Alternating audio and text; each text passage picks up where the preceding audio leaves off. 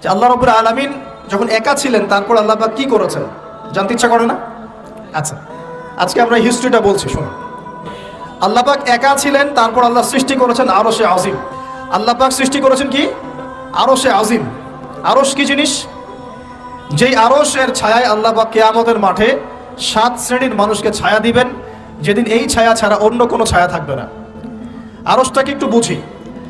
একটা হাদিসের মধ্যে নবী সাল্লাল্লাহু আলাইহি ওয়াসাল্লাম বলেছেন, নবীর নাম শুনলেই দরুদ পড়বেন, বলবেন সাল্লাল্লাহু আলাইহি ওয়াসাল্লাম।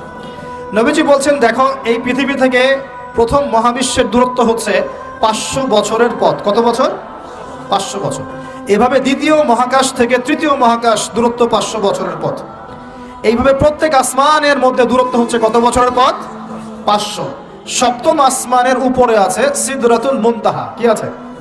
এটা একটা কুল গাছ, বড়ই গাছ। নাসা আবিষ্কার করতে পেরেছে, অতএব বিশ্ববাসী বিশ্বাস করবে না। নাসা যদি কালকে বলে হ্যাঁ পাওয়া গেছে সিদরাতুল মুনতাহা, তাহলে বিশ্ববাসী বিশ্বাস করবে। একটা শিরকি দর্শন চলছে, কুফরি দর্শন। ও যখন বলবে হ্যাঁ, তখন সবাই বলে হ্যাঁ, যখন তারা বলে না, সবাই বলে না। আল্লাহ পাকের ওহীর জ্ঞানের কোনো মূল্য নাই সবার কাছে, ইল্লা মাশাআল্লাহ। সিদরাতুল মুনতাহার উপরে আছে কুরসি। কি আছে? কুরসি।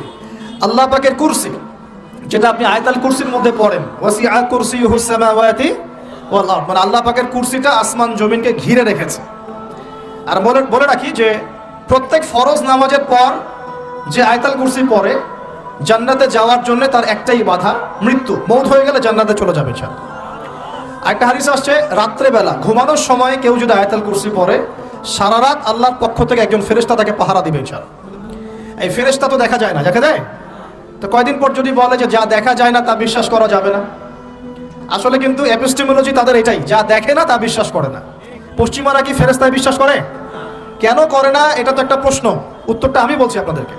কারণ তাদের জ্ঞান তত্ত্ব হচ্ছে যা চোখে দেখি না, যা পরীক্ষা নিরীক্ষা পর্যবেক্ষণে আসে না, তার কোনো অস্তিত্ব নাই। এটা ওদের ফিলোসফি অফ এডুকেশন, শিক্ষা দর্শন। এটাকে আমরা ফিলোসফি ভাষায় বলি এপিস্টেমোলজি বা জ্ঞান তত্ত্ব। জ্ঞান তত্ত্ব টিচার যারা আছেন তারা বুঝবেন, তাদের জ্ঞান তত্ত্ব এমন। আর আমাদের জ্ঞান তত্ত্ব উল্টা, টোটালি ডিফারেন্ট।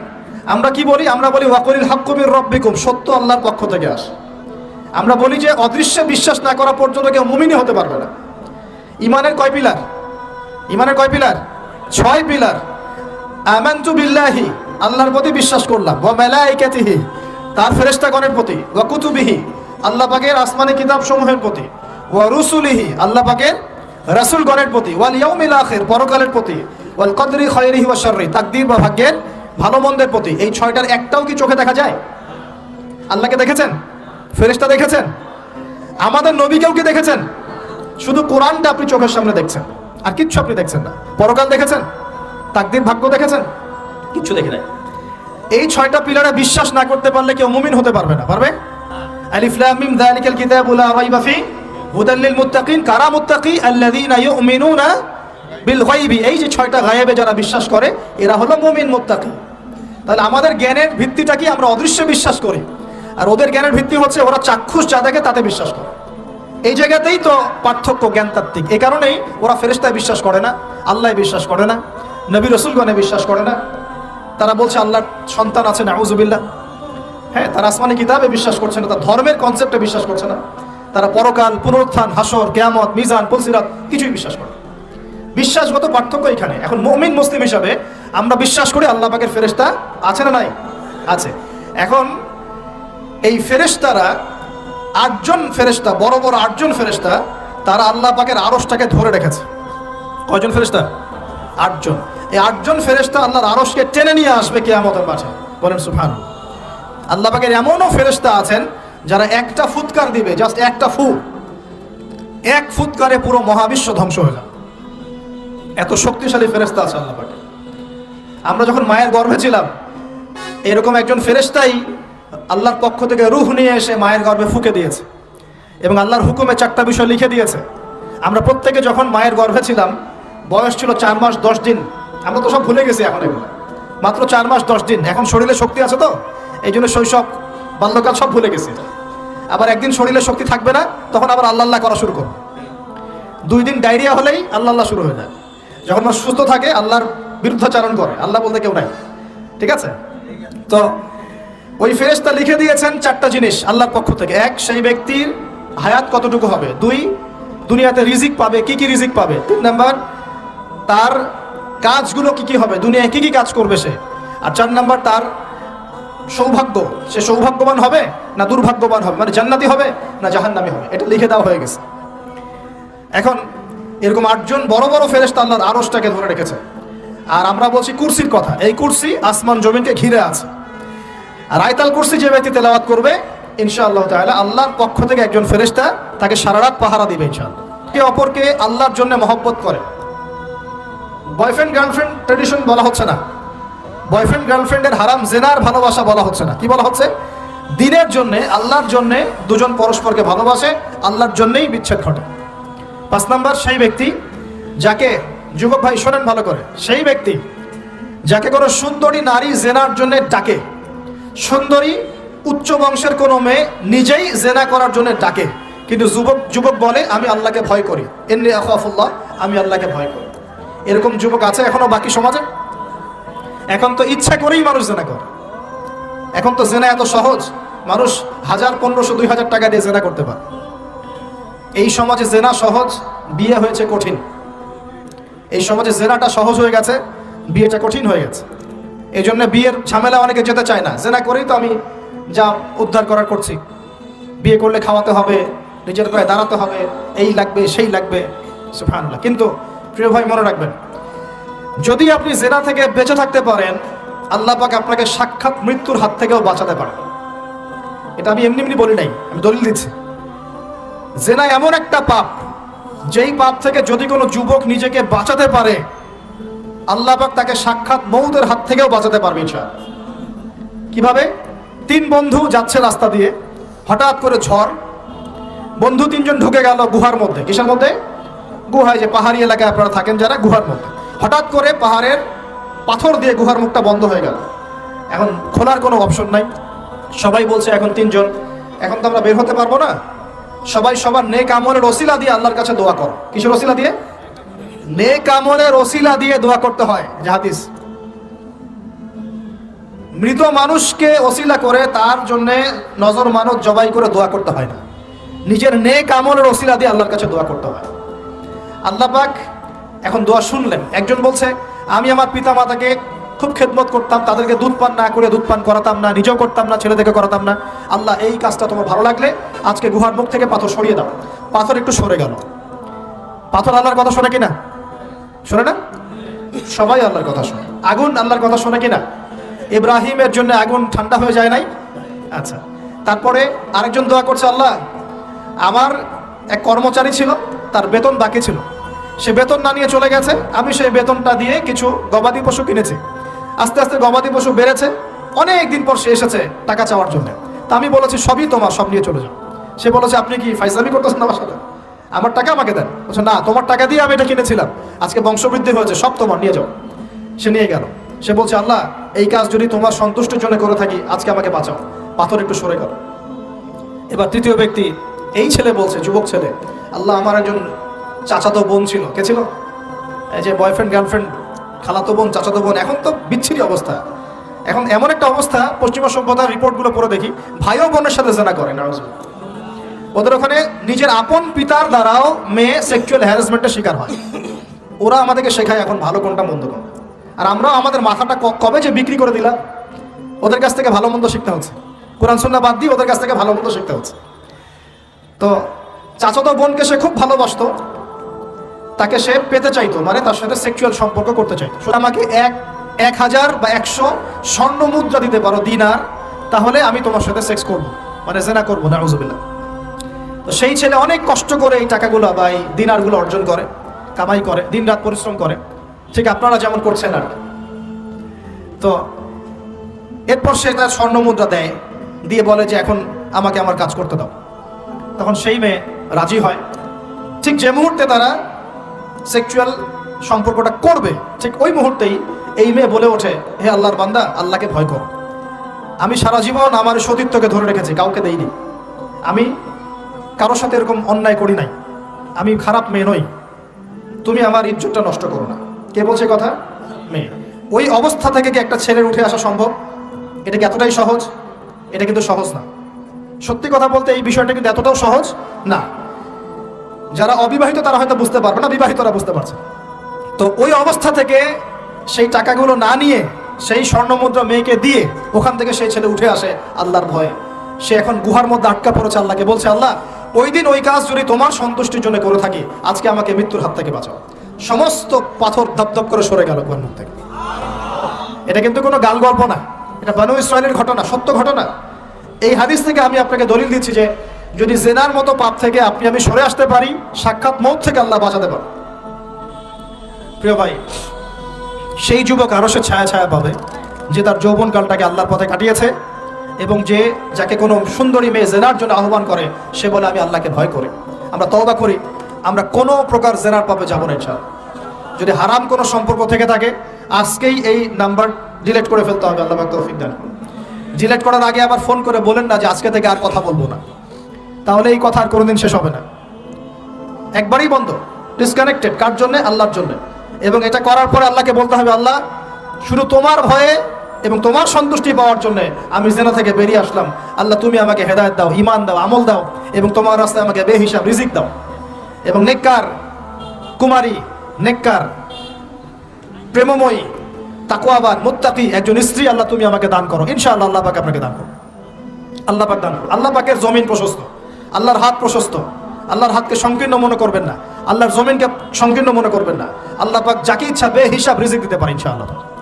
আল্লাহ পাক আমাদের সবাইকে বেহিসাব রিজিক দান করুন বলি আমিন। আর কে?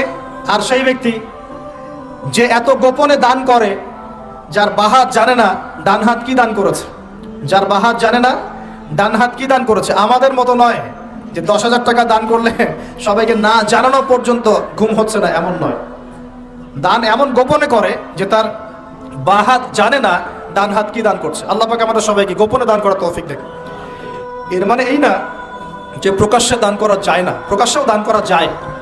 অন্যকে উৎসাহিত করার জন্যে প্রকাশ্যেও দান করা যায়, কিন্তু গোপন দান আল্লাহর কাছে অনেক বেশি পছন্দের। আর 7 নাম্বার সেই ব্যক্তি যে নীরবে নিভৃতে গোপনে আল্লাহর কথা স্মরণ করে কাঁদে এবং তার চোখ দিয়ে অশ্রু প্রবাহিত হয়। এই 7 শ্রেণীর মানুষকে আল্লাহ পাক কিয়ামতের মাঠে আরশের ছায়া ছায়া দিবে ইনশাআল্লাহ। আমরা কি পেতে চাই? আল্লাহ পাক এই আরশ সবার আগে সৃষ্টি করেছেন। তারপর কি সৃষ্টি করেছেন?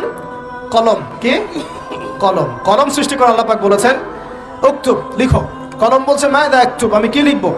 আল্লাহ বলছেন কিয়ামত পর্যন্ত যা হবে সব লিখো। লাউহে মাহফুজে কলম লেখা শুরু করেছে, কিয়ামত পর্যন্ত যা হবে সব লেখা হয়ে গেছে অলরেডি। অতএব রিজিক নিয়ে আপনার টেনশন করার কোনো দরকার নাই, যা লেখা হয়েছে পাবেন ইনশাআল্লাহ। যদি হালাল পথে চান হালাল পথে পাবেন, হারাম পথে চাইলে হারাম পথে পাবেন। আপনি যা তাকদিরে আছে এর বাইরে আপনি কিছু পাবেন না, যতই চেষ্টা করেন। আল্লাহ পাক আমাদের সবাইকে তাকদির নিয়ে সন্তুষ্ট থাকার তৌফিক দান করুন। এই তো প্রথম বিশ্বযুদ্ধে কত মানুষ মারা গেছে? 3 থেকে 4 কোটি। 3 থেকে 4 কোটি। নবী সাল্লাল্লাহু আলাইহি ওয়াসাল্লাম এবং সাহাবীরা যত যুদ্ধ করেছেন ইসলামের জন্য, সবগুলো যুদ্ধের পরিসংখ্যান মিলালে 10,000 মানুষও মারা যায় নাই। 10,000ও না। আর তোমাদের শুধু প্রথম বিশ্বযুদ্ধেই 3 থেকে 4 কোটি মানুষ মারা গেছে। সেকেন্ড ওয়ার্ল্ড ওয়ারে মারা গেছে 7 থেকে 8 কোটি মানুষ। ভিয়েতনাম যুদ্ধে এরকম প্রায় 4 থেকে 5 লক্ষ, আরও বেশি হতে পারে। চায়নায়, রাশিয়ায়, আপনার ইতালিতে যে বড় বড় রেভলিউশনগুলো হয়েছে দেখবেন লক্ষ লক্ষ মানুষ মারা গেছে, লক্ষ লক্ষ। এই যে শুরু হচ্ছে ইউক্রেন রাশিয়া, এই যুদ্ধ এত তাড়াতাড়ি থামবে না, এই যুদ্ধ এত দ্রুত বন্ধ হবে না, এটা কন্টিনিউয়াসলি চলতে থাকবে। ওদের প্ল্যান ছিল সিরিয়াকে নিয়ে, সিরিয়াকে কেন্দ্র করে তার একটা মালহামা চেয়েছিল, গ্রেট ওয়ার, বিশ্বযুদ্ধ। ওটা হয়নি, আলহামদুলিল্লাহ হয় নাই, আলহামদুলিল্লাহ হয়নি। এখন নতুন পরিকল্পনা হচ্ছে এই যে ইউক্রেন রাশিয়া ইস্যু নিয়ে সারা ওয়ার্ল্ডে একটা ফেতনা সৃষ্টি করে। অলরেডি তারা ফেতনা সৃষ্টি করেই ফেলেছে। গ্যাসের দাম বেড়ে গেছে, তেলের দাম বেড়ে গেছে, এক্সপোর্ট ইম্পোর্ট কলাপস করছে, অনেক সমস্যা হচ্ছে। এবং এটাকে জিয়ে রাখা হচ্ছে অস্ত্র দিয়ে, প্রযুক্তি দিয়ে, হ্যাঁ, ট্যাঙ্ক দিয়ে, সমরাস্ত্র দিয়ে ওরা জিয়ে রাখছে যুদ্ধটাকে, যে চলুক, কন্টিনিউয়াসলি চলতে থাক। কারণ তাদের উদ্দেশ্য হচ্ছে পুরো বিশ্বে একটা ম্যাসাকার যুদ্ধ লাগানো। এটা আস্তে আস্তে আপনারা বুঝতে পারবেন, আমাকে কিছুই বলতে হবে না, আস্তে আস্তে আপনারা এমনি বুঝতে পারবেন।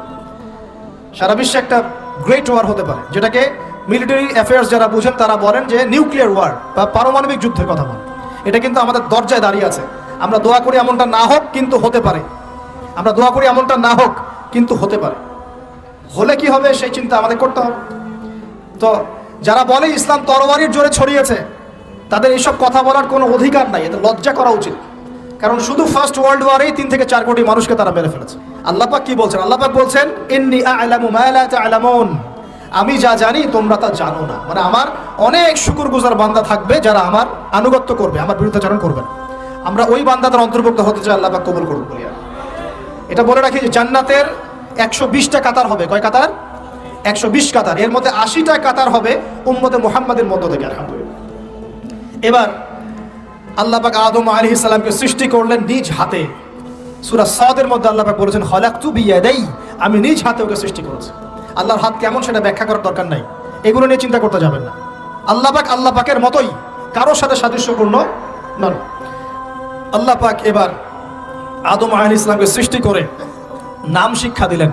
ওয়াল্লামা আদামাল আসমাআ কুল্লাহা, এই মহাবিশ্বের যত জ্ঞান আল্লাহ পাক আদম আলাইহিস সালামকে শিক্ষা দিলেন। বলেন সুবহানাল্লাহ। এখান থেকে দলিল পেলাম আমাদের পিতা বানর থেকে হয় নাই, আমাদের পিতাকে আল্লাহ পাক সৃষ্টি করেছেন। আমাদের পিতাকে কে সৃষ্টি করেছেন? আল্লাহ রাব্বুল আলামিন। তাও আবার নিজ হাতে, মানে কি? ভালোবাসা দিয়ে, ভালোবেসে, মহব্বতের সাথে। এই খলাকতু বিয়াদাই, আমি নিজ হাতে সৃষ্টি করেছি, এই কথা মানুষ ছাড়া, আদম আলাইহিস সালাম ছাড়া অন্য কারোর জন্য আল্লাহ পাক বলেন নাই। অন্য সবার জন্য আল্লাহ পাক বলেছেন ইযা আরাদা শাইআন আইয়াকুলা লাহু কুন ফায়াকুন। যখন আল্লাহ পাক কিছু করতে চান খালি বলেন কুন, হও, ফায়াকুন, হয়ে যায়। ওখানে আল্লাহ পাক বলেন নাই সাগর সৃষ্টি করেছে হাত দিয়ে, এই গ্রহ নক্ষত্র সৃষ্টি করেছে আমার হাত দিয়ে। আল্লাহ পাক এমনটা বলেন নাই। আদম আলাইহিস সালামকে আল্লাহ পাক কত মহব্বত করেন, আল্লাহ পাক বলছেন যে আমি তাকে আমার নিজ হাতে সৃষ্টি করেছি। আর আজকে তোমরা শেখাচ্ছ মানুষকে, আস্তাগফিরুল্লাহ, যে মানুষ বানর থেকে হয়ে যায়। কত বড় কুফরি, কত বড় শিরক, কত বড় লজ্জা। নিজের সম্মান মানুষ নিজে ভাবে নষ্ট করতে পারে, নিজের সম্মান নিজে নষ্ট করতে পারে। আমাদেরকে আল্লাহ সৃষ্টি করেছেন আদম আলাইহিস সালাম থেকে। তারপরে যান, শুধু সৃষ্টি করেন নাই, আল্লাহ পাক সমস্ত নাম শিক্ষা দিয়েছেন। নাম মানে এখানে শুধু নাম, মঙ্গল, নেপচুন, প্লুটো এগুলো না। নাম মানে হচ্ছে জ্ঞান। নাম মানে কি? জ্ঞান। একটা এক্সাম্পল দেই, যখন আপনি বাচ্চাকে বলেন যে A for Apple, A for কি? অ্যাপল যে শিখাচ্ছেন, অ্যাপল বলতে কিন্তু সে শুধুমাত্র একটা ওয়ার্ড শিখে না, ও কিন্তু শিখে অ্যাপল মানে একটা এমন কিছু যেটা খেতে হয়। কি করতে হয়? খেতে হয়। যখন আপনি শেখান এ ফর অ্যান্ট, ও বুঝতে পারে অ্যান্ট হচ্ছে একটা সৃষ্টি, এটা চলাচল করে, কালো কালো দেখতে, ও কিন্তু মাথার মধ্যে ওটা ছবি এঁকে নেয়। তো এটা নাম মানে শুধু নাম না, জ্ঞান। আল্লাহ পাক আদম আলাইহিস সালামকে সমস্ত জ্ঞান শিক্ষা দিলেন। আল্লামাল ইনসান মা লাম ইয়ালাম, আল্লাহ বলছেন আমি মানুষকে সেই জ্ঞান শিক্ষা দিয়েছি যা মানুষ জানতো না। মানে আমরা সৃষ্টিগতভাবে জ্ঞানী ছিলাম না, আল্লাহ পাক জ্ঞান শিক্ষা দিয়েছেন। কোন জ্ঞান শিক্ষা দিয়েছেন? যে জ্ঞান ফেরেশতাদেরও ছিল না। বলেন সুবহানাল্লাহ। আল্লাহ পাক জ্ঞান শিক্ষা দিয়ে ফেরেশতাদের সামনে নিয়ে গিয়ে বলছেন তোমরা এই নামগুলো বলো দেখি। ফেরেশতারা বলছেন লা ইলমা লানা ইল্লা মা আল্লামতানা, আল্লাহ আমাদের তো সেই জ্ঞান নাই, যা আপনি শিখিয়েছেন অতটুকুই জানি, এর বেশি জানি না। এবার আল্লাহ পাক বলছেন ইয়া আদম আম্বিহুম বিআসমাইহিম, আদম তুমি সব নাম বলে দাও দেখি। আদম আলাইহিস সালাম সমস্ত নাম ধর করে সব বলে দিলেন। আমাদের পিতা জ্ঞানী ছিলেন না? ছিলেন না। আল্লাহ পাক নিজে তাকে জ্ঞান শিক্ষা দিয়েছে। আর আমরা বলছি মানুষ আস্তাগফিরুল্লাহ অন্য প্রাণী থেকে আসছে। সুবহানাল্লাহ, কত অদূরদর্শী মানুষেরা, কত সুদূর প্রসারী একটা কুফরি মতবাদ। এবার আল্লাহ পাক আদম আলাইহিস সালামকে বলছেন তুমি নাম বলে দাও, তিনি সব নাম বলে দিলেন। এবার গিয়ে আল্লাহ পাক ফেরেশতাদেরকে বলছেন এবার তোমরা একটা কাজ করো, ইয কুলনা লিল মালাইকাতি ইসজুদু লি আদম, তখন আল্লাহ পাক বলছেন যে আমি ফেরেশতাদেরকে বললাম তোমরা সবাই এখন আদমকে সিজদা করো। বলেন সুবহানাল্লাহ। কত সম্মান আমাদের পিতার। মহাবিশ্বে ফেরেশতাদের সামনে আল্লাহ পাক তাকে সিজদা করালেন ফেরেশতাদেরকে দিয়ে। ফাসাজাদু, সবাই সিজদা করলো, ইল্লা ইবলিস, কে সিজদা করলো না? ইবলিস। এখানে একটা বিষয় মনে রাখেন, আমাদের পিতাকে কিসের কারণে সম্মানিত করা হয়েছে? শারীরিক গঠন, চেহারার সৌন্দর্য, টাকা পয়সা, রিজিক, কোনটার কারণে? এইটাই মনে রাখবেন। মুসলিম উম্মাহ যদি আজকে সারা বিশ্বের নেতৃত্ব দিতে চায়, সবাইকে জ্ঞানী হতে হবে, জ্ঞানের বিপ্লব ঘটাতে হবে। বলেন সুবহানাল্লাহ, বলেন আমিন। এই জ্ঞানের বিপ্লব ঘটাতে পারলে ইনশাআল্লাহ মুসলিম উম্মাহ আবার সেই জায়গায় যাবে যেখান থেকে আমরা এসেছি। জ্ঞান ছাড়া আমরা কিচ্ছু করতে পারবো না। আর এই জ্ঞান মানে শুধু একমুখী শিক্ষা নয়, জেনারেল শিক্ষা, ইসলামিক শিক্ষা, এই দুটাকে হারমোনিয়াসলি কম্বাইন্ড করতে হবে, করে এমন জ্ঞান অর্জন করতে হবে যে জ্ঞান দিয়ে বিশ্বকে আমরা চ্যালেঞ্জ করতে পারি।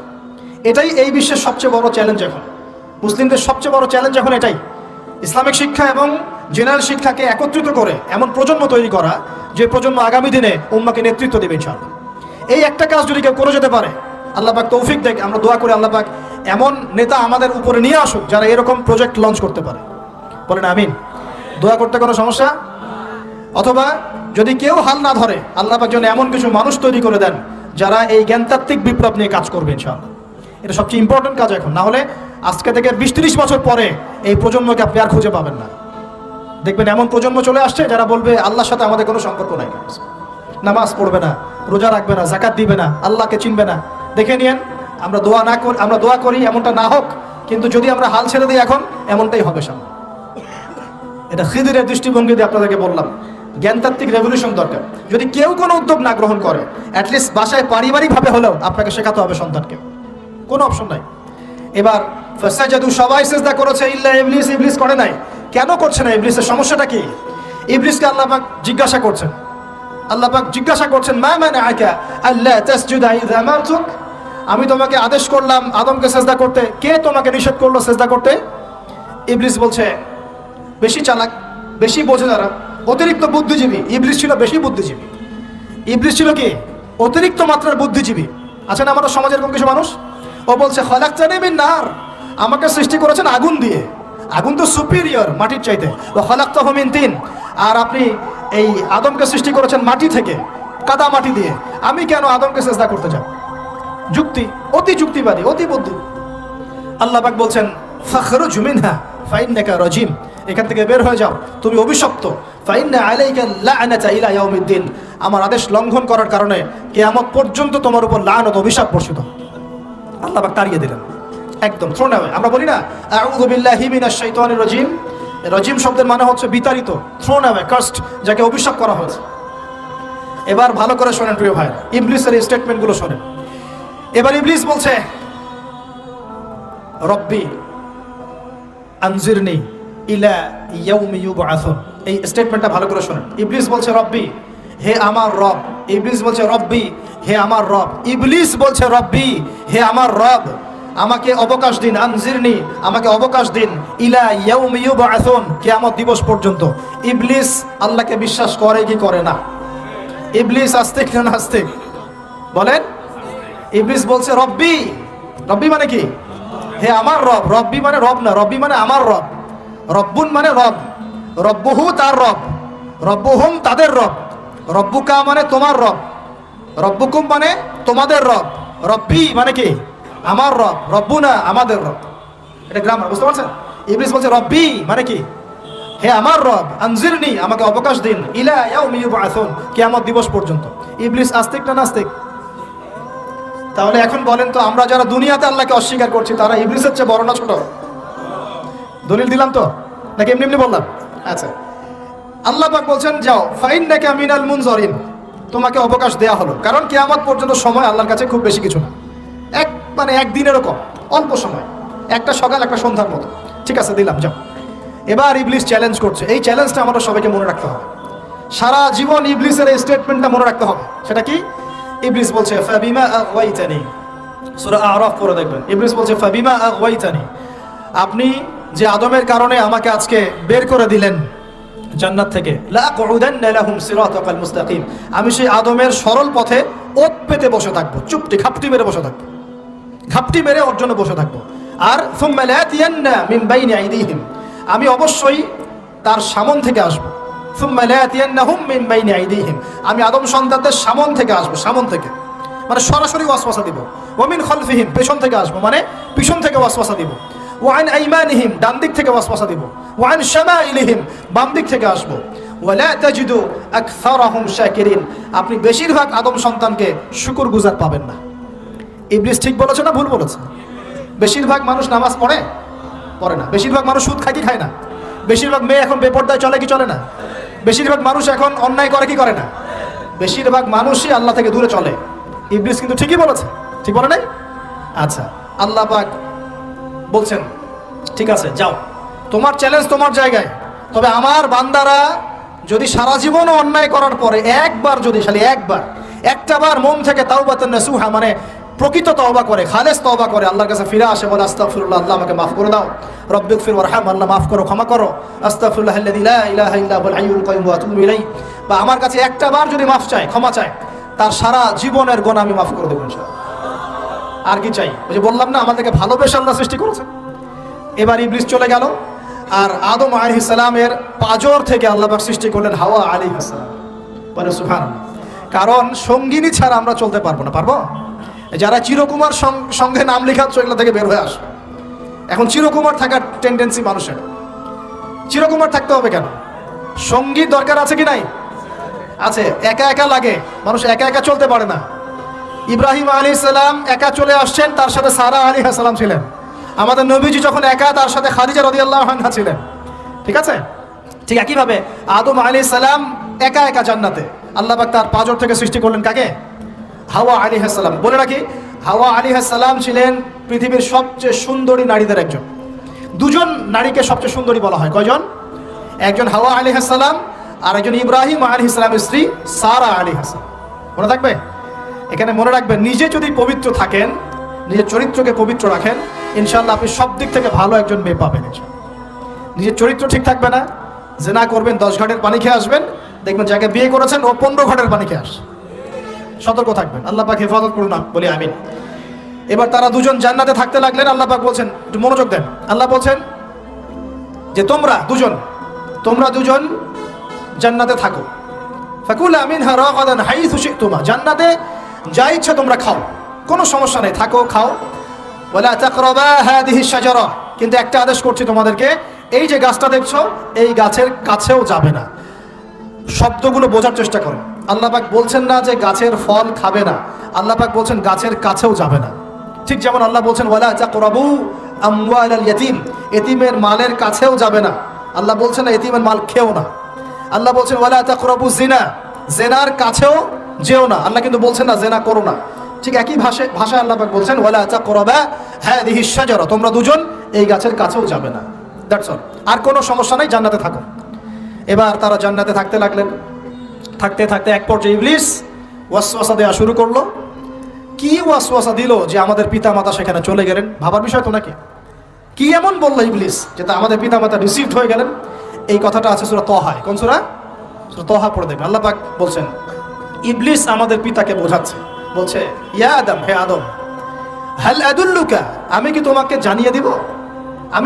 জানিয়ে দিব, খবর দিব, আলা শাজারাতিল খুলদি ওয়া মুলকিন লা ইয়াবলা, এমন একটা গাছের কথা কি জানিয়ে দিব যেই গাছের কাছে গেলে বা তার ফল খেলে তুমি দুটো জিনিস পাবে, চিরস্থায়িত্ব পাবে, কোনোদিন মরবে না, আর বিশাল ক্ষমতার মালিক হবে। এক পর্যায়ে পিতা মাতা চলে গেলেন, ফল খেয়ে ফেললেন। যদিও বা ফল খাওয়ার কথাটা কোরআনে নাই, কোরআনে আছে তারা গাছের কাছে চলে গেলেন। কি হলো গাছের কাছে যাওয়ার পরে?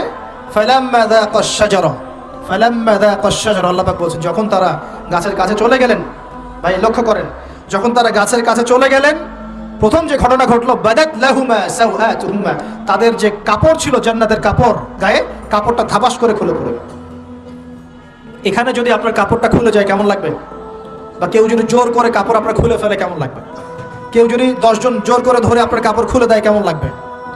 আপনি নিজের জীবনের চাইতে বেশি কাপড়টা ধরে রাখার দিকে মনোযোগী হবেন না? আমাদের পিতা মাতাকে শয়তান জান্নাতে ফেরেশতাদের সামনে নগ্ন করে দিল, কাপড় খুলে পড়ে গেল। তার মানে জান্নাতে আমাদের পিতা মাতাকে নগ্ন করেছে কে? ইবলিস। তাহলে দুনিয়াতে যারা এখন আমাদের গা থেকে কাপড় খুলতে চায়, বেপর্দায় চলতে চায়, পর্দাকে কুপ্রথা বলে, কুসংস্কার বলে, যারা বলে যে অশ্লীলতার বিপ্লব ঘটুক, পোশাকের কোনো বাধাধরা নিয়ম না থাকুক, সবাই স্বাধীন, যারা নগ্নতা অশ্লীলতার পোশাক চায়, যারা মুসলিমদের গা থেকে কাপড় খুলতে চায়, এরা তাহলে কার হয়ে কাজ করছে? যেই কাজ শয়তান করেছে জান্নাতে, ওই কাজই তারা করছে এখন জমিনে। কথা কি প্রমাণ করতে পারলাম? প্রথম দুর্ঘটনা কোনটা? প্রথম দুর্ঘটনা এটা নয় যে তারা আল্লাহর হুকুম আহকাম ত্যাগ করেছেন, আল্লাহকে অস্বীকার করেছেন, কুফরি করেছেন, শিরিক করেছেন, এগুলো হয়নি। প্রথমে সর্বপ্রথম দুর্ঘটনা হয়েছে গা থেকে কাপড় খুলে পড়ে গেছে, তাও জান্নাতে সবার সামনে। এবার আমাদের পিতামাতার কি অবস্থা চিন্তা করেন, লজ্জাস্থান প্রকাশিত হয়ে গেছে। এবার তারা জান্নাতের গাছের পাতা ছিঁড়ে গা এই লজ্জাস্থান ঢাকা শুরু করলেন। এটা সূরা আরাফের মধ্যে আছে। এবার আল্লাহ পাক তাদেরকে বললেন আলাম আকুল লাকুমা, আমি কি তোমাদের দুজনকে বলি নাই, ইন্নাশ শাইতানা লাকুমা আদুউম মুবিন, শয়তান তোমাদের স্পষ্ট শত্রু, আমি কি তোমাদেরকে বলি নাই? এবার আমাদের পিতামাতা দরদর করে চোখের পানি ফেলে দিয়ে আল্লাহকে বলছেন রব্বানা যালামনা আনফুসানা ওয়া ইল্লাম তাগফির লানা ওয়া তারহামনা লানাকুনান্না মিনাল খাসিরিন। এই দোয়া করার পর আল্লাহ পাক তাদেরকে মাফ করে দিলেন, বলে সুবহানাল্লাহ। কিন্তু জান্নাতে আর থাকা হলো না, জান্নাতে আর থাকা হলো না। আমরা অনেকে মনে করি এই ঘটনার কারণে হয়তো আল্লাহ পাক তাদেরকে নামিয়ে দিয়েছেন, এই কথাও ঠিক না। কেন ঠিক না? কারণ আল্লাহ পাক দুনিয়া সৃষ্টি করেছেন আগে, আর আল্লাহ আগেই মানুষ সৃষ্টি করার আগেই আল্লাহ পাক বলেছেন দুনিয়াতে আমার খলিফা পাঠাবো। তার মানে দুনিয়াতে যে আদম আলাইহিস সালামকে পাঠানো হবে এটা আগে থেকেই লেখা ছিল। এবার নামিয়ে দিচ্ছেন আল্লাহ পাক, কুল নাহবিতু মিনহা জামিআ, তোমরা সবাই এখন নেমে যাও। কে কে নেমে যাও? আদম, হাওয়া, ইবলিস সব নেমে যাও। কোথায় নেমে যাও? দুনিয়াতে নেমে যাও। এই হাদিসটা কি জানেন? হাদিসটা শুনে রাখেন, এটা আখিরুল জামান বা কিয়ামতের আলামত সংক্রান্ত হাদিসগুলোর মধ্যে পাবেন। আল্লাহর রাসূল সাল্লাল্লাহু আলাইহি ওয়াসাল্লাম বলেছেন কিয়ামতের আগে আগে আমার উম্মতের মধ্যে, ভালো করে শোনেন, কিয়ামতের আগে আগে আমার উম্মতের মধ্যে একদল মানুষ বের হবে যারা মদ পানকে হালাল মনে করবে। কাকে? মদ পান করাকে হালাল মনে করবে। যারা বাদ্যযন্ত্র, গায়িকা, নায়িকা এগুলো নিয়ে নর্তকী নাচাবে রাতের বেলা, এগুলোকে হালাল মনে করবে। যারা অশ্লীলতা, বেহায়াপনাকে জায়েজ করে নিবে। ঠিক আছে, এরকম কয়েকটা পাপের কথা বলে নবীজি বলছেন একদিন সকালবেলা আল্লাহ পাক তাদেরকে ঘৃণিত বানরে পরিণত করবে। এটা হবে সামনে, কখন কিভাবে হবে আল্লাহ ভালো জানেন। এবার আমি কনসেপ্টে চলে আসি।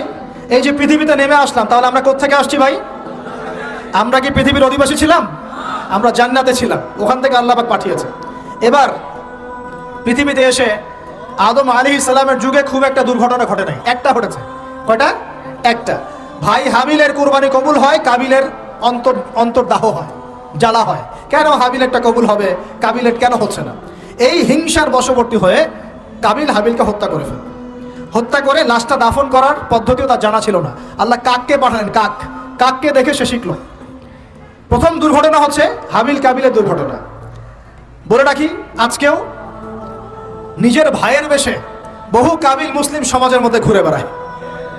নিজের ভাইয়ের লেবাসে, পোশাকে, সুরতেই বহু কাবিল এখনো কিন্তু মুসলিম সমাজে ঘুরে বেড়ায়। তো আমরা কাবিলদেরকে কাবিলের পরিণতি সম্পর্কে সচেতন করতে চাই। হাবিল বলেছিল, তুমি যদি আমাকে মারতে আসো আমি তোমাকে মারার জন্য হাত বাড়াবো না। হাবিল জান্নাতে যাবে আর কাবিল জাহান্নামে যাবে।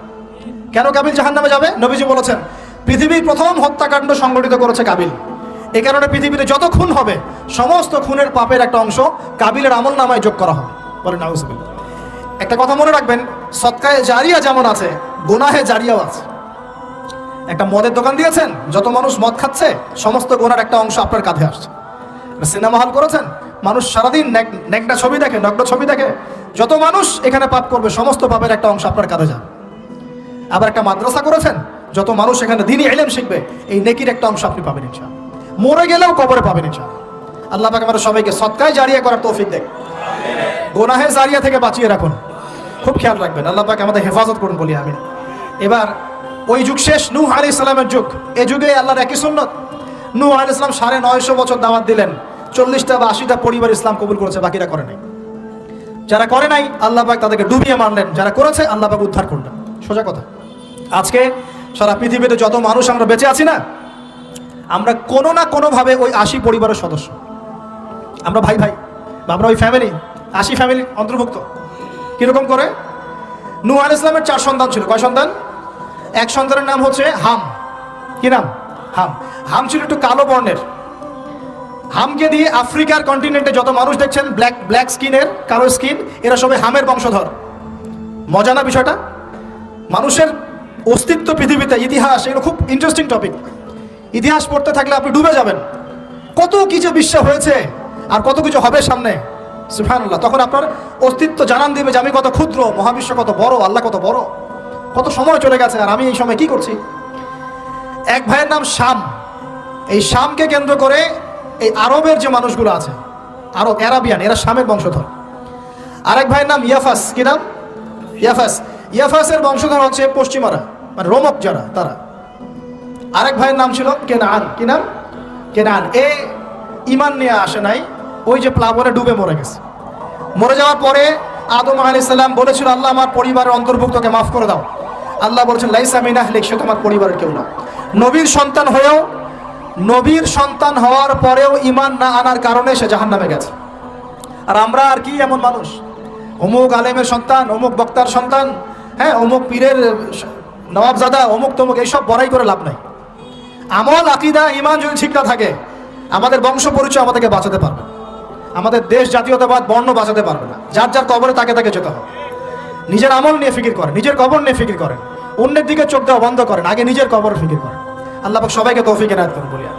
যারা বুদ্ধিমান তারা নিজেকে নিয়ে ব্যস্ত থাকে, যারা অহংকারী, উদ্ধত, এরা মানুষের পিছনে পড়ে থাকে। আল্লাহ পাক আমাদের সবাইকে নিজের চেহারা আয়নায় দেখার তৌফিক দান করুন। আমিন। প্রিয় ভাইরা, নূহ আলাইহিস সালামের যুগ চলে গেল, 950 বছর দাওয়াত দেওয়ার পরে এই পরিণতি হয়েছে। এরপরে আসছে ইব্রাহিম আলাইহিস সালামের সময়। আল্লাহ পাক তাকে উদ্ধার করেছেন, অগ্নি পরীক্ষা থেকে বাঁচিয়েছেন, নমরুদকে আল্লাহ পাক ধ্বংস করেছেন। আল্লাহ পাক এরপরে এনেছেন আদ জাতি। আদ জাতির হুদ আলাইহিস সালাম এবং তার অনুসারীদেরকে আল্লাহ পাক বাঁচিয়েছেন, বাকিদেরকে ধ্বংস করে দিয়েছেন ঝড় দিয়ে, বায়ু প্রবাহ দিয়ে। সামুদ জাতি এসেছে, সামুদ জাতিকে আল্লাহ পাক ধ্বংস করেছেন বজ্রপাত দিয়ে, বিদ্যুৎ দিয়ে। আর সালেহ আলাইহিস সালাম এবং তার অনুসারীদেরকে বাঁচিয়ে দিয়েছেন। ফেরাউনের যুগ এসেছে, আল্লাহ পাক মূসা আলাইহিস সালাম এবং বনু ইসরাঈলকে বাঁচিয়েছেন, ফেরাউনকে ডুবিয়ে মেরেছেন লোহিত সাগরে। ঈসা আলাইহিস সালামের যুগ আসছে, একই সুন্নত। ঈসা আলাইহিস সালামকে আল্লাহ পাক শুধু রক্ষাই করেন নাই, নিজের কাছে উঠিয়ে নিয়েছেন। সুবহানাল্লাহ। তিনি আবারও আসবেন পৃথিবীতে ইনশাআল্লাহ। যতদিন না তিনি আসছেন এবং এই পৃথিবীতে 40 বছর রাজত্ব না করছেন, কিয়ামত হবে না ইনশাআল্লাহ। যতদিন পর্যন্ত ঈসা আলাইহিস সালাম আবার ব্যাক না করছেন এবং এই জেরুজালেম থেকে সারা বিশ্বে খিলাফা কায়েম না করছেন, 40 বছর শাসন না চালাচ্ছেন, কিয়ামত হবে না ইনশাআল্লাহ। এটা সামনে অপেক্ষা করছে। এবং নবী সাল্লাল্লাহু আলাইহি ওয়াসাল্লামের যুগে আবু জাহেল, আবু লাহাব বা সাইবাদেরকে আল্লাহ পাক ধ্বংস করেছেন, আল্লাহর নবী এবং সাহাবীদেরকে আল্লাহ পাক সম্মানিত করেছেন। আপনি কি পুরো হিস্ট্রির মধ্যে একটা সুন্নত দেখতে পাচ্ছেন? কমন সুন্নত। কি সুন্নত? প্রত্যেক যুগে যুগে যারাই আল্লাহর ওই যে বিধান মেনে চলেছে, সমকালীন নবী রাসূলদের আনুগত্য করেছে, আল্লাহ পাকের আনুগত্য করেছে, আল্লাহ পাক তাদেরকে উদ্ধার করেছেন দুনিয়াতেও পরকালে। প্রত্যেক যুগে যুগে যারাই আল্লাহকে মানে নাই, রাসূলকে মানে নাই, আল্লাহর আসমানি কিতাবকে মানে নাই, বিরুদ্ধাচরণ করেছে, কুফরি করেছে, শিরক করেছে, আল্লাহ পাক সবাইকে ধ্বংস করে দিয়েছেন, কারো কোনো পরোয়া করেন না। এই সিলসিলা আজও অব্যাহত আছে, আগামীতেও থাকবে ইনশাআল্লাহ। এখন আমরা যারা এখন বেঁচে আছি, আমরা নবী সাল্লাল্লাহু আলাইহি ওয়াসাল্লামের ইন্তেকালের প্রায় 1450 বছর পরের মানুষ। আল্লাহর নবী এসেছেন এমন সমাজে, যে সমাজে শিরকের পাপ চলছে, সুদের পাপ চলছে, দুর্নীতি চলছে, আপনার কন্যা সন্তানকে জীবিত হত্যা করা হচ্ছে, আপনার মাদকদ্রব্যের সয়লাভ চলছে, মেয়েদের অধিকার দেওয়া হচ্ছে না, হ্যাঁ, গোত্রীয় হানাহানি চলছে। ওই সমাজটাকে তিনি 23 বছরের মধ্যে পাল্টে ফেললেন। কত বছর? 23 বছর। কিভাবে পাল্টালেন? উত্তর, তিনি প্রথমে জ্ঞানের চর্চা করেছেন। কিসের চর্চা? জ্ঞানের। আল্লাহ পাক প্রথম ওহী নাযিল করেছেন, ইকরা বিসমি রাব্বিকাল্লাযী খালাক, পড়ুন আপনার রবের নামে যিনি আপনাকে সৃষ্টি করেছেন। নবী সাল্লাল্লাহু আলাইহি ওয়াসাল্লাম সাহাবীগণ কোরআনের 6টা হক আদায় করেছেন। কয়টা হক? 6টা। তারা কোরআন পড়া শিখেছেন। আমরা সবাই কোরআন পড়া শিখবো তো ইনশাআল্লাহ? তারা কোরআনের অর্থ শিখেছেন। আমরা কোরআনের অর্থ শিখবো তো ইনশাআল্লাহ? তারা কোরআনের আদেশগুলো মেনেছেন। আমরা কোরআনের সব আদেশ মানবো তো ইনশাআল্লাহ? তারা কোরআনের সমস্ত নিষেধগুলো বর্জন করেছেন। আমরা নিষেধ বর্জন করবো তো ইনশাআল্লাহ? তারা কোরআনের দাওয়াত মানুষের কাছে পৌঁছে দিয়েছেন। আমরা কোরআনের দাওয়াত দিব তো ইনশাআল্লাহ? এবং 6 নাম্বার, তারা কোরআনের বিধানগুলোকে বাস্তবায়ন করেছেন। আমরাও বাস্তবায়নের চেষ্টা করবো তো ইনশাআল্লাহ? এই 6টা হক আদায়ের ফলে 23 বছরের ব্যবধানে জাহেলি মক্কা একদম সোনালী মক্কায় পরিণত হয়েছে। 23 বছর পরের মক্কায় আপনি কোনো সুদ পাবেন, কোনো শিরক পাবেন, কোনো মূর্তি পূজা পাবেন, কোনো মেয়ের অবমাননা পাবেন, কোনো জেনা, কোনো ব্যভিচার, কোনো ধর্ষণ, কিছু পাবেন? 23 বছর পরের মক্কায় কোনো পাপ পাবেন না। কিভাবে সমাজ পরিবর্তন হলো? এই কোরআনের হক আদায়ের মধ্য দিয়ে হয়েছে, নবীর সুন্নাত প্রতিষ্ঠার মধ্য দিয়ে হয়েছে। এরপর কি থেমে গিয়েছিল? উত্তর, না। এরপর আবু বকর সিদ্দিকের যুগ এসেছে, প্রায় 2 থেকে 2.5 বছর তিনি শাসন কার্য চালিয়েছেন। ওই যুগে কি মানুষ আবার খারাপ হয়ে গিয়েছিল? উত্তর, না। বরং ইসলাম আরো বেগবান হয়েছে, আলহামদুলিল্লাহ। এরপর এসেছে ওমর রাদিয়াল্লাহু আনহুর যুগ। কত বছর? প্রায় 10 বছর। কত বছর? 10 বছর। এই 10 বছরে কি মুসলিমরা আবার খারাপ হয়ে গিয়েছিল? ওমর রাদিয়াল্লাহু আনহুর কোর্টের মধ্যে কি প্রতিদিন কেস আসতো? সারা বছরে একটা কেসও আসতো না। মানুষ এত ভালো ছিল, সারা বছরে একটা কেসও আসতো না।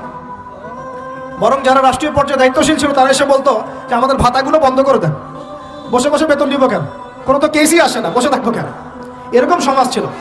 একজন ব্যক্তি খুঁজে পাওয়া যেত না যে নামাজ পড়ে না, একজন মুসলিম পাওয়া যেত না যে যাকাত দেয় না সামর্থ্য থাকলে, এমন মুসলিম খুঁজে পাওয়া যেত না যে কোরআন পড়তে জানে না, হাদিসের চর্চা করে না, যে দাওয়াতি কাজ করে না, যে আল্লাহর পথে দাওয়াত এবং জিহাদে আত্মনিয়োগ করে না, এমন মুসলিমই খুঁজে পাওয়া যেত। এরপরে আসলো উসমান রাদিয়াল্লাহু আনহুর যুগ। ওই যুগে ফিতনা শেষের দিকে সৃষ্টি হওয়া শুরু হলো। কোন বিষয়কে কেন্দ্র করে? কোরআন সংকলনকে কেন্দ্র করে ফিতনা সৃষ্টি হলো। আতাতায়ীদের, বিদ্রোহীদের হাতে উসমান রাদিয়াল্লাহু আনহুকে নির্মমভাবে শাহাদাত বরণ করতে হয়েছে। তিনি প্রায় 12 বছর শাসন কার্য চালিয়েছেন। ইসলাম আরো এগিয়ে গেছে। এরপর এসেছে আলী রাদিয়াল্লাহু আনহুর যুগ। আলী রাদিয়াল্লাহু আনহুর খেলাফতে ওই উসমান রাদিয়াল্লাহু আনহুর ঘটনাকে কেন্দ্র করে, হত্যাকাণ্ডকে কেন্দ্র করে মুয়াবিয়া রাদিয়াল্লাহু আনহু এবং আলী রাদিয়াল্লাহু আনহুর মাঝখানে একটা ব্যাটল, একটা যুদ্ধ হয়ে গেছে। এর নাম হলো সিফফিনের যুদ্ধ। কিসের যুদ্ধ? সিফফিন। যাই হোক, এক পর্যায়ে আলী রাদিয়াল্লাহু আনহুকে এরকম বিদ্রোহীদের হাতে, খারেজিদের হাতে শহীদ হতে হয়। বলেন ইন্না লিল্লাহি ওয়া ইন্না ইলাইহি রাজিউন। তারপরে হাসান রাদিয়াল্লাহু আনহু অল্প কয়েকদিন শাসন কার্য চালান। তারপর উম্মার ঐক্যের খাতিরে তিনি তার শাসন কার্যের ভারটাকে মুয়াবিয়া রাদিয়াল্লাহু আনহুর হাতে সোপর্দ করে দেন, যা ছেড়ে দিলাম। মুয়াবিয়া রাদিয়াল্লাহু আনহুর সময় থেকে উমাইয়াদের শাসন শুরু হয়। উমাইয়ারা শাসন করেছে প্রায় 132 হিজরি পর্যন্ত। কত হিজরি? 132 হিজরি পর্যন্ত, প্রায় 92 ইয়ার্স, 92 বছর তারা শাসন করেছে। এ সময় ইসলাম আরও এগিয়ে গেছে, পিছিয়ে যায় নাই। ফিতনা এসেছে, দমন করা হয়েছে, মুসলিমরা বীর দর্পে বিশ্বের বুকে শাসন কার্য চালিয়েছে।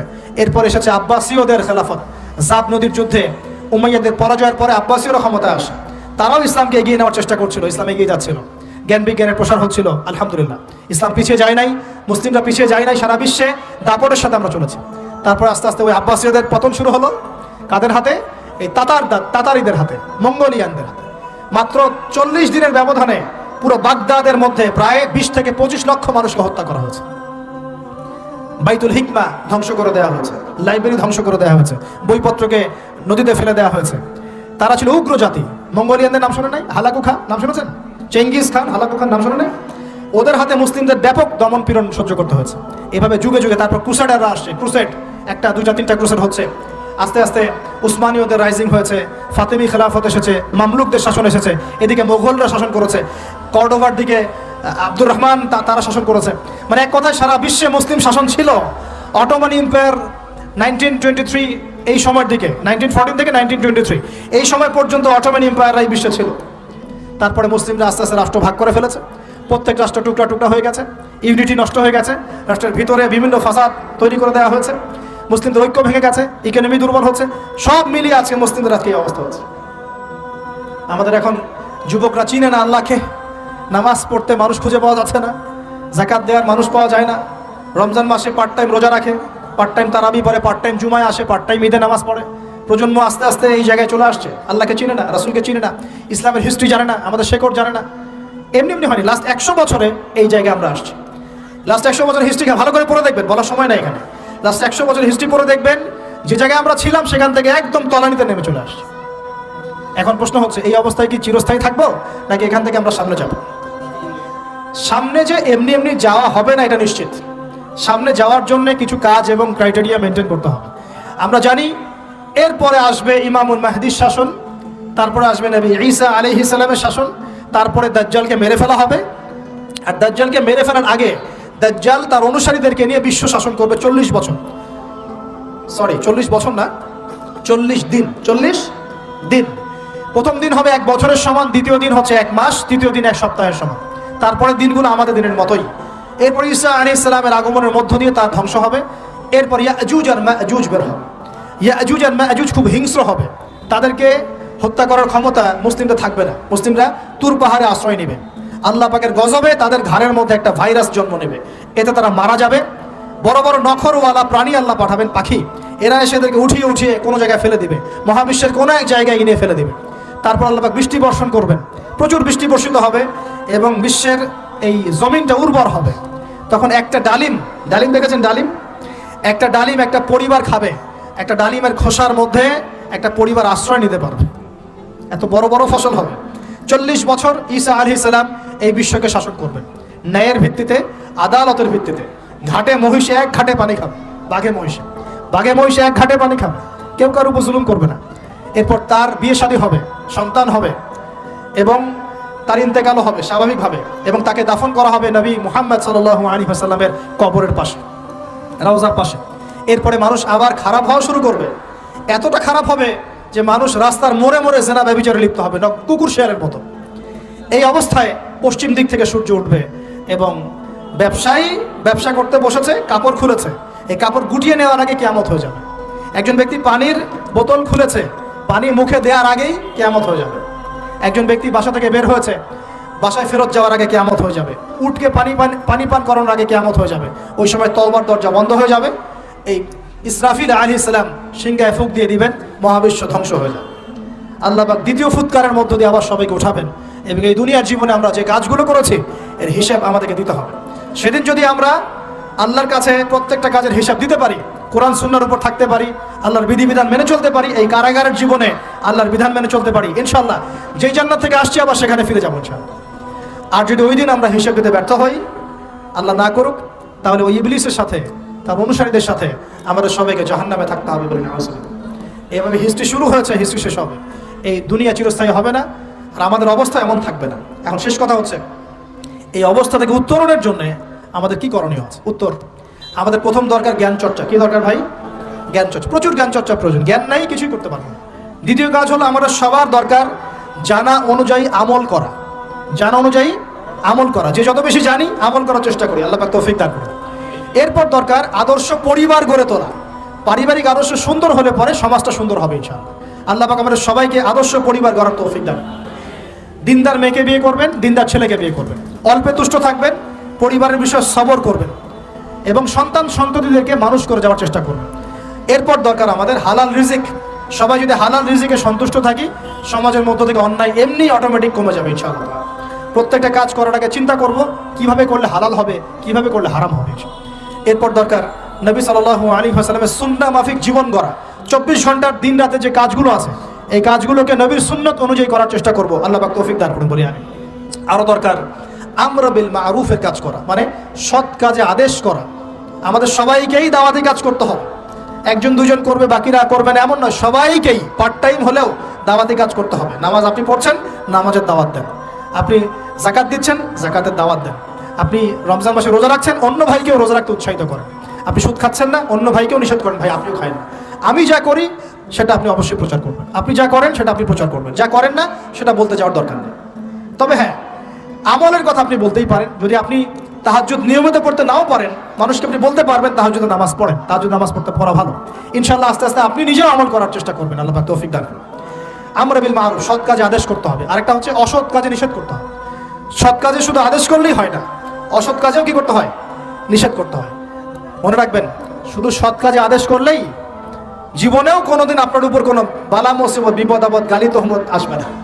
যখন আপনি সৎ কাজে আদেশের সাথে সাথে অসৎ কাজেও নিষেধ করা শুরু করবেন, তখন চতুর্দিক থেকে আপনার উপরে বাধা আসা শুরু হবে। এটাই সুন্নাত। তবে এটা নবীর সুন্নাত। আল্লাহ পাক বলছেন, কুনতুম খায়রা উম্মাহ উখরিজাত লিন-নাস তা'মুরুনা বিল মা'রুফ ওয়া তানহাউনা আনিল মুনকার ওয়া তু'মিনুনা বিল্লাহ। আর আমাদের দায়িত্ব হচ্ছে পরবর্তী প্রজন্মকে মানুষ করে যাওয়া, নিজেদের জান মাল সময় শ্রম দিয়ে আল্লাহর জমিনে আল্লাহর দ্বীনটাকে প্রচার করা, প্রসার